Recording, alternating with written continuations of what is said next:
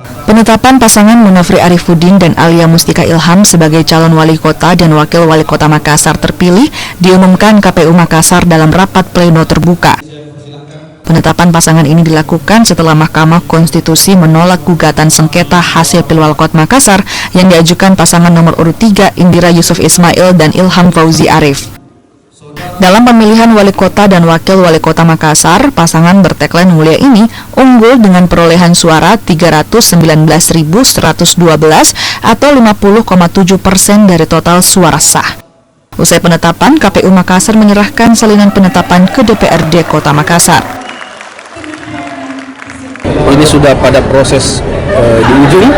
Besok kami pukul 10 kami akan ke kantor DPRD Kota Makassar untuk penyerahan salinan, dan insya Allah hari Sabtu akan dilakukan rapat paripurna dan Ketua KPU Kota Makassar akan membacakan surat keputusan tersebut di depan rapat paripurna tersebut.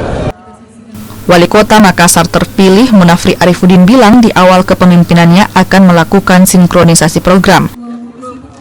Kalau kita mau bicara, ya pasti harus diduduk sama-sama apa program yang ada sekarang dengan apa program kita yang harus disinkronis gitu. Nah, dalam proses sinkronis ini itulah ada yang namanya tim transisi untuk menjalankan itu. Program yang lama, program yang baru dengan program yang diturunkan oleh pemerintah pusat.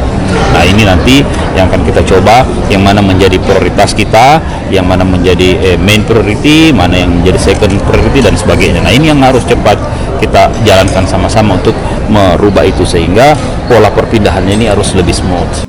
Pilkada Makassar diikuti 4 pasangan calon, masing-masing nomor urut 1 Munafri Arifuddin Alia Mustika Ilham, nomor urut 2 Andi Seto Gadista Asapa Rezki Mulfiati Lutfi, nomor urut 3 Indira Yusuf Ismail Ilham Arif Fauzi, dan nomor urut 4 Amri Arsyid Abdul Rahman Bando.